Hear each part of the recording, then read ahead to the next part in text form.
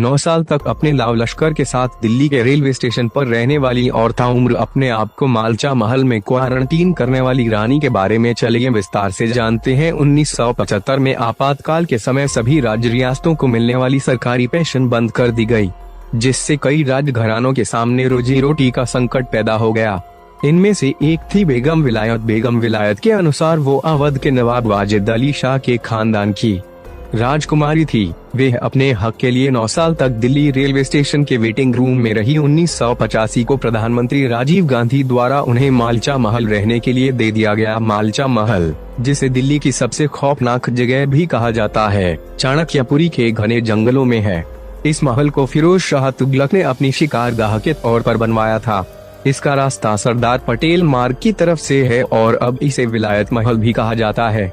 तो इस महल में जहां न बिजली है और न पानी, उस महल में बेगम विलायत अपने 2 बच्चों लड़की सकीना और बेटे अली रजा, कुछ नौकरों और 12 डॉबरमैन कुत्तों के साथ रहने के लिए आ गई। ये महल जहां दिन में भी जाने से डर लगता है। बेगम विलायत भी ज्यादा समय तक यहाँ नहीं रह पाई और डिप्रेशन की वजह से उसने 1993 में हीरे का चूरा खाकर आत्महत्या कर ली।